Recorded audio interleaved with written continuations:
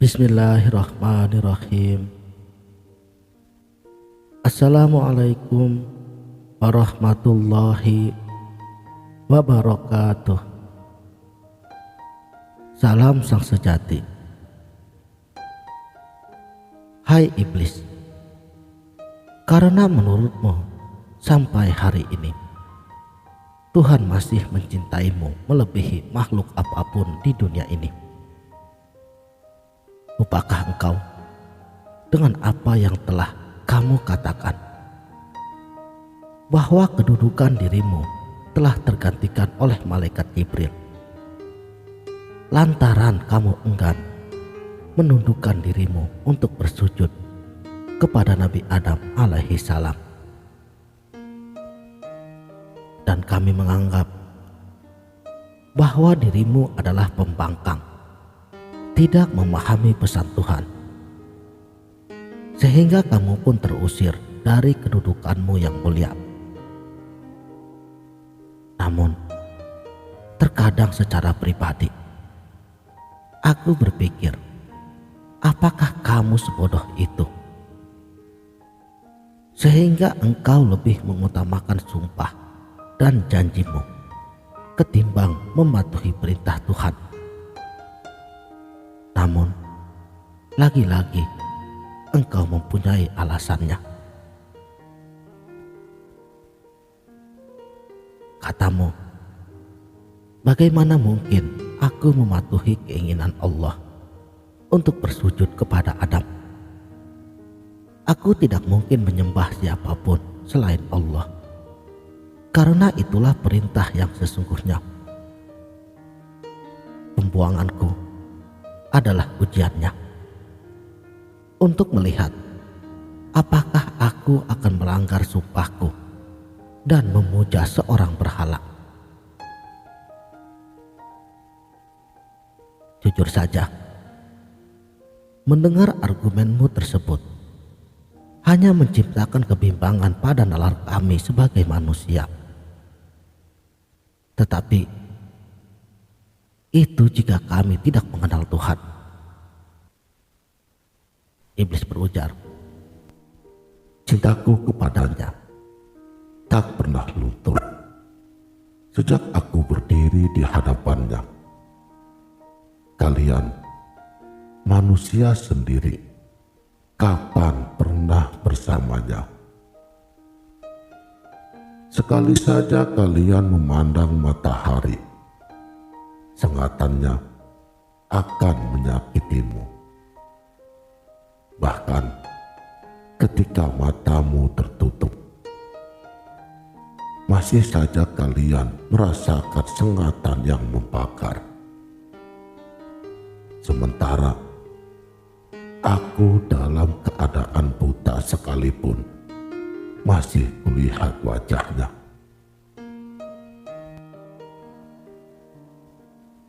hai iblis, kami umat manusia senantiasa selalu bersamanya, karena Dia meliputi segalanya. Bedanya adalah sebagian dari diri manusia yang tidak memahami akan keberadaannya di dalam dirinya. Dan itulah yang menjadi target operasimu untuk terus berupaya menggoda mereka, sebagaimana engkau menghasut Nabi Adam alaihi salam sehingga ia terusir dari surga.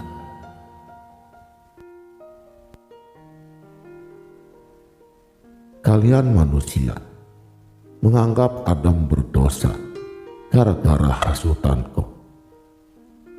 Kalau begitu, atas hasutan siapa aku melakukan dosa? Tidak ada gunanya kalian mencaciku sebagai monster buta. Karena itu, sama saja dengan menghina diri kalian sendiri. Adam saja, ia tidak pernah bicara kasar kepadaku. Tidak pula ia menyalahkanku, walaupun aku telah menggiringnya kepada kehancuran. tetapi ia tak akan pernah melupakan perannya dalam kehancuranku. Aku bersekongkol melawan Adam hanya setelah Allah mengusirku dari surga. Itu karena Dia. Sekarang dengan naibnya, kalian umat manusia berani menghinaku dan meninggikan derajatnya. Nabi Adam dengan omong kosong bahwa hatinya penuh kepedihan dalam penyesalan. Bagaimana mungkin aku menyembah Allah selama 700.000 tahun?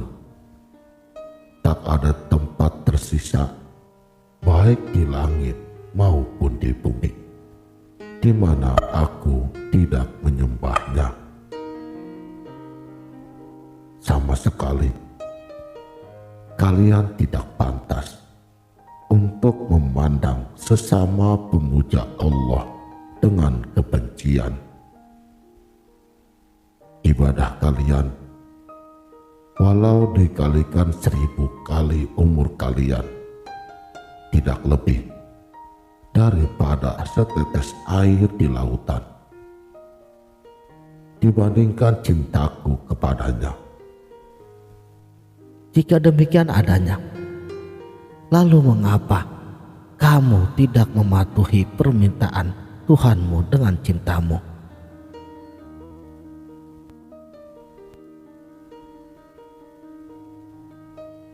Ketahuilah bahwa aku sebenarnya telah melakukan apa yang Tuhan perintahkan, dan aku sepenuhnya patuh pada keinginan Allah. Mau bagaimana lagi, tak ada ruang yang luput daripada kuasanya. Aku bukanlah tuan dari keinginanku sendiri. Jika ku turuti keinginanku, sudah pasti akan aku jaga kedekatanku dengannya daripada melakukan kesalahan konyol semacam ini. Tak peduli berapapun harganya. Istananya penuh dengan para penjilat yang mencintainya karena takut. Takut akan kemelaratan dunia dan takut akan kobaran siksa api nerakanya. Lalu mereka mencintai Tuhannya demi untuk sebuah surga, tidak lebih dari itu. Allah telah memberiku kuasa atas dunia demi menyingkap kuasanya yang agung. Kekuasaanku tentu saja tersamar karena semua adalah miliknya. Tetapi melalui aku, Dia meninggikan dan memuliakan dirinya. Dengan berperang melawanku, sekalian makhluknya akan menjadi lebih tangguh dan terbukti keimanannya. Jadi, jangan lagi menundingku sebagai sumber penderitaan manusia. Justru, manusialah yang merupakan sumber malapetaka bagiku. Karena Adamlah aku dikutuk. Karena dosa-dosanya, aku juga yang dibuang. Sementara tuduhanku kepadanya semuanya nyata. Hanya karena tak rela aku sujud di atas debu untuk memuja anak debu Adam, aku dilaknat.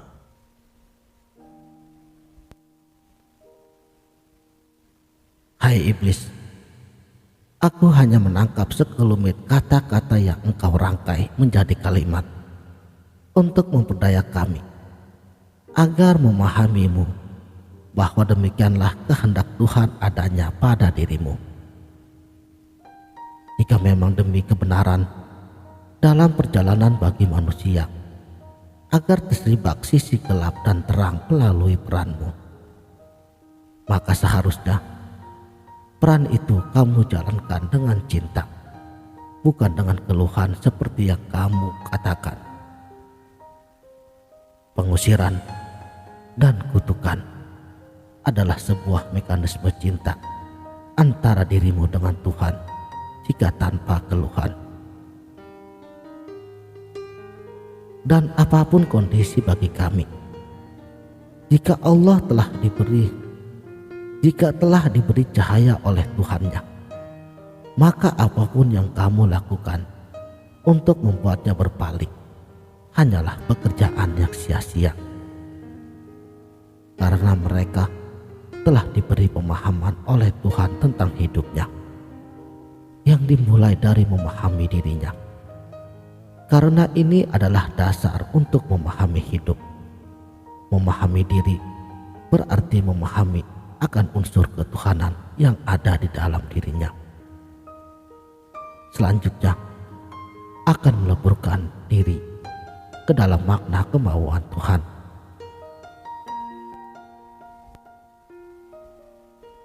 Aku tidak mengeluh. Aku melaksanakan tugas. Ini tentu saja dengan senang hati. Aku terima beban kutukan dan laknatnya. Malah sebenarnya sama sekali bukan kutukan bagi mereka yang melihat dengan kebeningan hati. Pengorbananku yang kulakukan menjadi berkah. Pahala yang kuterima sama besarnya dengan pahala jihad. Biarkan saja kutukannya bertahan melalui keabadian. Biarkan kutukan itu diperpanjang melebihi ribuan tahun pengabdianku. Biarkan matanya memandangku entah dengan cinta ataupun dengan kemurkaan. Tapi sesungguhnya Dia telah mengistimewakan aku ketika aku menolak untuk bersujud di hadapan Adam.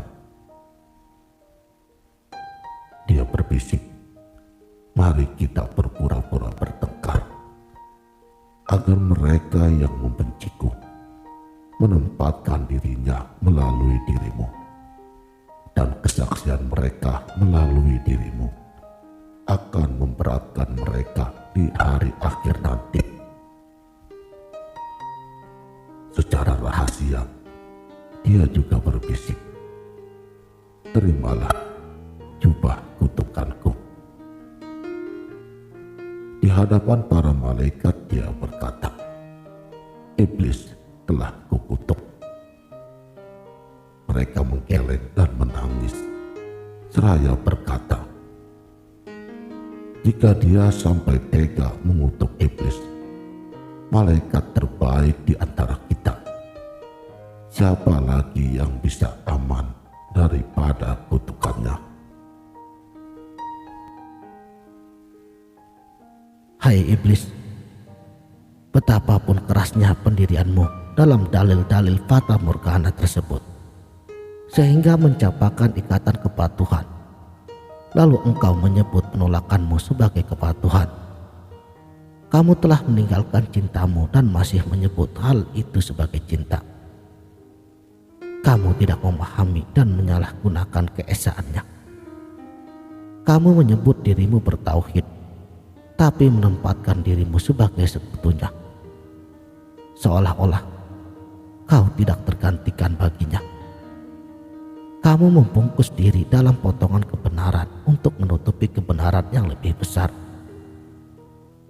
Sadarkah jika Tuhan begitu kuat dari apa yang kamu bayangkan? Lalu kenapa kau berani berikrar kalau Dia tak akan sanggup mencapai tujuannya? kecuali jika kau mau menerima jubah kutukannya.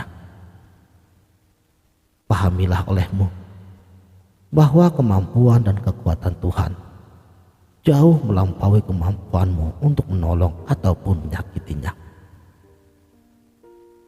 Semua paparanmu adalah rasionalisasi sesat karena sifatmu seperti itu.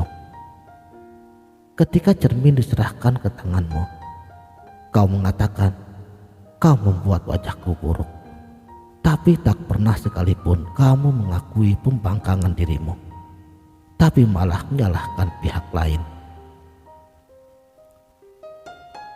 Olehmu, wahai iblis, setan, atau apapun sebutanmu, kali ini aku hanya berkata, mampukah kamu menjadi sahabatku? Karena ikatan sahabat adalah ikatan yang saling menghormati dan tidak saling menjerumuskan. Percuma saja engkau menggunakan kekuatan dan menghabiskan waktu serta energimu untuk memalingkan jiwa-jiwa yang telah terlebur dengan cahaya ketuhanan. Kalaupun ada jiwa yang terpaling kepadamu, itu pun tidak akan menggantikan posisimu di neraka. Tapi aku sangsikan akan hal ini karena aku percaya akan janji Tuhan. Olehnya, jadilah sahabat bagi jiwa-jiwa yang telah memahami rahasia Tuhan, yang tidak sanggup kamu jadikan budak keinginanmu. Kami akan menghargai dirimu seperti Adam, karena demikianlah Tuhan mengajarkan kepada kami. Sekianlah, mudah-mudahan video ini dapat bermanfaat. Wabillahi taufik wal hidayah. Wassalamualaikum warahmatullahi wabarakatuh.